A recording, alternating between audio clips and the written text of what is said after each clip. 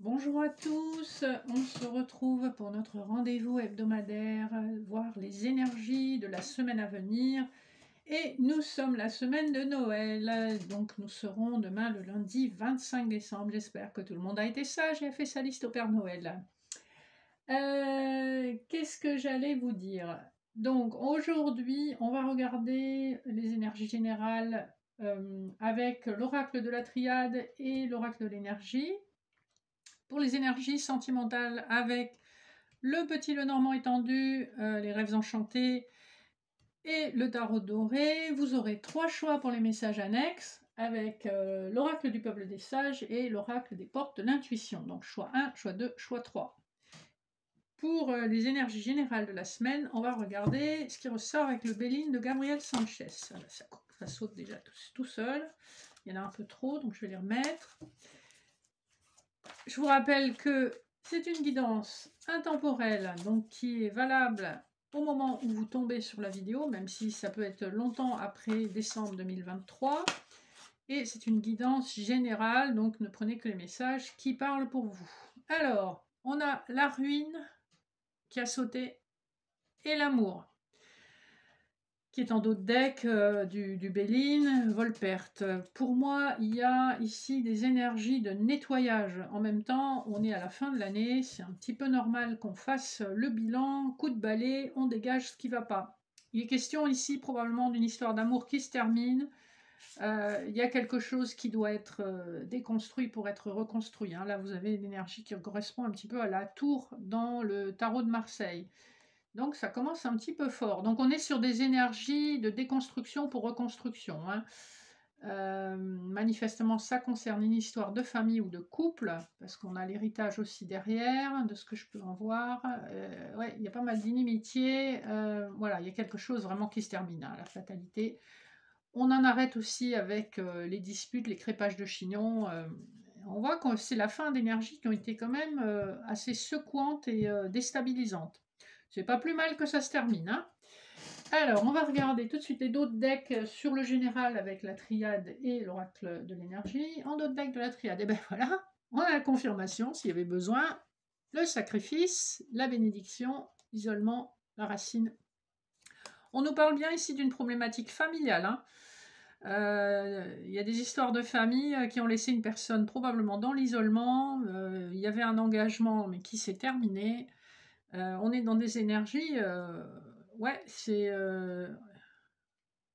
la carte du sacrifice, si vous regardez bien, il y a quand même cette notion du sang versé, le couteau de la trahison, les épines, c'est quand même pas super confortable. Hein, donc on sort d'énergies qui ont quand même pas été très cool avec vous, hein, si ça vous parle.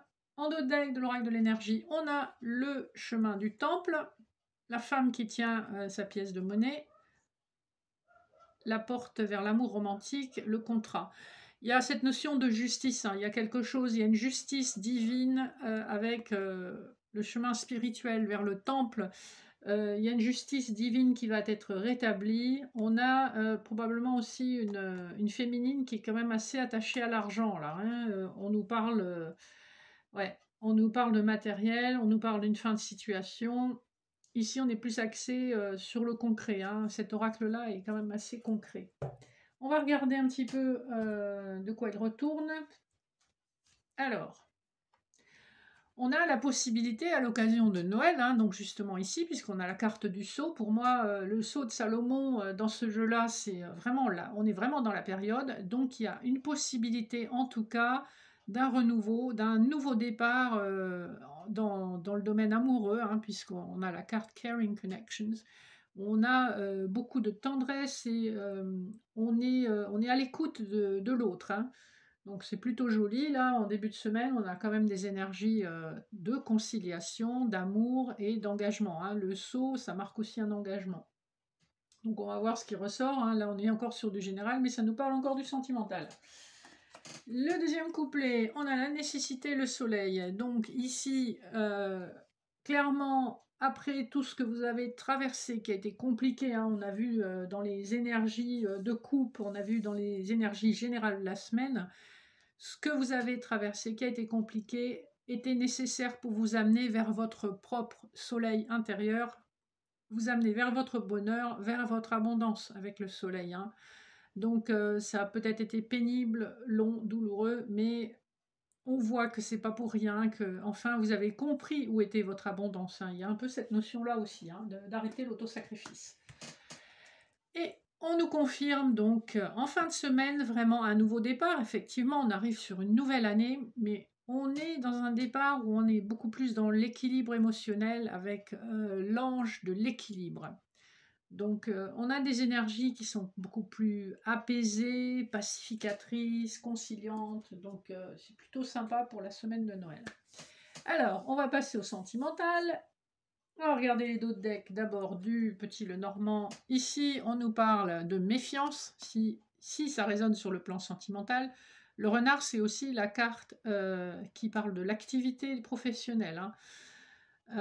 Si on l'applique au contexte amoureux, ici, on voit qu'il y a de la méfiance par rapport à des problématiques d'argent et un nouveau départ. Il y a beaucoup de stress, hein, quand même pour une personne. Là, on a une féminine qui est quand même pas mal stressée. Il y a un nouveau départ. Moi, j'y vois toujours un petit peu la notion de triangulaire quand il y a les poissons. Alors, c'est l'argent, certes, mais pour moi, je vois 3 poissons, hein. Donc, il y a un petit peu cette notion que ben, on n'est pas seul à décider puisqu'il y a 2 autres personnes, si vous êtes sur le plan sentimental. En dos de deck du tarot doré, on a ni plus ni moins que l'impératrice, donc une énergie féminine forte, qui est prête à rayonner avec le soleil. Chevalier d'épée, vous avez une information, il y a quelque chose qui est dit et qui est acté de façon assez nette sur le plan mental et de la réflexion. Donc ça peut être l'énergie féminine, hein, qui est représentée aussi par le chevalier d'épée, d'autant qu'on a la force, hein. Donc on a une féminine qui a quand même un caractère bien affirmé, qui s'en laisse pas raconter, hein. Alors les couplets, qu'est-ce que nous avons? Nous avons le 3 de denier et le cœur. Donc on a bien, c'est rigolo parce que le premier couplet qu'on avait sur l'autre jeu, ça parlait aussi d'amour, hein. Donc là on a vraiment l'amour véritable, le 3 de denier, bah, l'occasion de célébrer, de se réjouir, c'est aussi le travail, la formation, il y a beaucoup de choses ensemble, hein. Donc il y a des projets concrets, hein. Les deniers, on est vraiment dans la concrétisation matérielle d'une union, hein.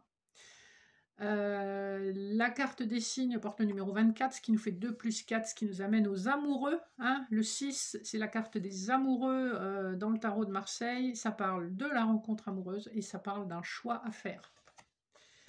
Le deuxième couplet, nous avons le valet de coupe et les escaliers. Donc, eh bien, qu'est-ce que je vous disais? Il y a un choix à faire. Vous prenez l'escalier de droite ou l'escalier de gauche. Ici, vous avez un valet de coupe qui vient avec sa coupe, qui amène et apporte ses sentiments. C'est une proposition sentimentale qui arrive vers vous en milieu de semaine. Il y a un choix à faire. Il y a un choix à faire. On ne sait pas... quand vous avez cette carte-là, c'est qu'on ne sait pas quel choix faire. Il y a manifestement 2 propositions, alors soit d'aller dans une relation, soit de ne pas y aller, soit un choix entre 2 personnes, soit un choix qui a des implications aussi sur le plan matériel, hein, puisqu'on a vu que on est ici dans une projection de couple où on est quand même assez terre à terre. Voilà pour le deuxième couplet. Le troisième couplet, nous avons le 6 d'épée et les nuages. Donc ici, on a bien un départ d'une situation, hein. Vous voyez le personnage ici, il est dans sa barque, elle part néanmoins avec ses épées, donc elle emmène quand même en souvenir toutes ses blessures, ce qui est quand même pas cool, mais on sait bien que ça n'empêchera pas sa barque d'avancer, qu'à un moment donné, peut-être, elle va les balancer par-dessus bord. Avec les nuages, on passe d'une période sombre à une période claire, avec la protection divine, hein. Les oiseaux, c'est vos messagers, les anges qui vous apportent de bonnes nouvelles. On part quand même sur de très belles énergies pour entamer 2024. Donc c'est plutôt cool. On voit que les nettoyages qu'on voyait dans les tirages passés, là, les semaines passées, je ne sais pas si vous vous souvenez, il y avait pas mal de nettoyage, de balayage d'énergie toxique, de situations pas claires. Donc là, on est vraiment dans la toute fin du nettoyage et on sent vraiment l'énergie d'un nouveau cycle arriver, hein. Et je pense que la fin d'année va accélérer cette impression. On va conclure avec les messages annexes. Donc, je vous laisse faire votre choix et je vous lis tout de suite le choix numéro 1. Donc, nous avons pour le choix numéro 1, nous avons le papillon qui nous parle de voler vers le changement. Donc, c'est vraiment bien les énergies qu'on a en ce moment. Je vais vous lire le complément d'information de la carte. Virevolte de joie, en joie, vers ta transformation, en sachant que c'est pour le mieux. Donc ici, on vous invite à prendre un peu de légèreté au fur et à mesure que vous vous transformez. Vous savez au fond de vous que c'est pour aller vers un avenir meilleur et plus lumineux. Les cartes de l'intuition, les portes de l'intuition, vous avez le plongeon, courage et lancez-vous, une réalité pleine de promesses vous attend. Donc ici, il n'est plus question de tergiverser, hein. Vous avez assez réfléchi, vous avez assez hésité. Ici, on vous dit, faut y aller. Le choix numéro 2, nous avons la chouette, devenir sage. Donc, qu'est-ce qu'on vous dit pour la chouette? H. Chaque jour, tu apprends. Laisse les connaissances t'enseigner, laisse-les s'imprégner en toi pour devenir vérité. Voilà, ce que ça signifie, c'est que la sagesse, vous êtes en capacité de l'acquérir au fur et à mesure de vos expériences et de ce que vous apprenez, de façon volontaire ou involontaire. Donc,